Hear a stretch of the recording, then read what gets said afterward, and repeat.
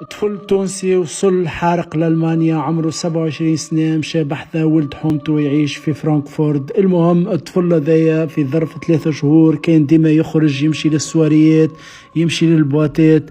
ثم نهار مشى للسواري تعرف على طفلة، والطفلة هذه يا جماعة كانت من عبدة الشيطان. المهم يا جماعة بعد تعرف عليها الطفلة هذه انفيتاتو نهار في دارها على اساس باش يعملوا سواري في الدار متاعها. لكن يا جماعه كي مشى بحذاها للدار الليله هذيك شاف حاجات عجيبه وغريبه في الدار. كان الطفل هذايا مسكين قاعد هو في الكنبي، وكان يشوف في عباد خيالات في وسط الدار. كان يشوف في عروسة داخلة خارجة الدمية ذيك الصغيرة البوبية ذيك، يشوف فيها واقفة وتمشي وتجي وسط الدار. يشوف في حاجات طايرة، في كرسي طاير في الدار. الطفل هذايا مسكين هبل، ما فهم شيء. المهم الطفلة هذيك الليلة ذيك عملت له تخدير، خدرته.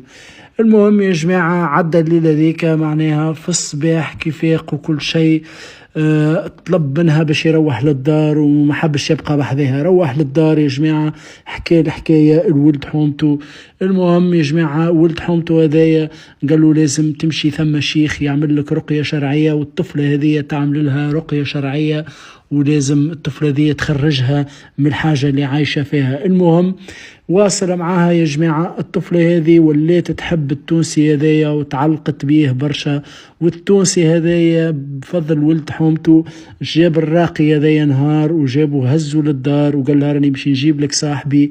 وصاحبه هذايا قال لها باش نحطوا لك القرآن في الدار وكل شيء، ولازم نحطوا قرآن باش تخرج منه الشواطن هذه في الدار. المهم يا جماعة مخك يقف في البارتي دو شنية صار في التونسي هذايا وكيفاش عمل له راقه، والطفلة هذه من عبد الشيطان كيفاش تحولت وتبدلت حياتها. جماعة الناس الكل نحطوا بارتي دو مخك يقف.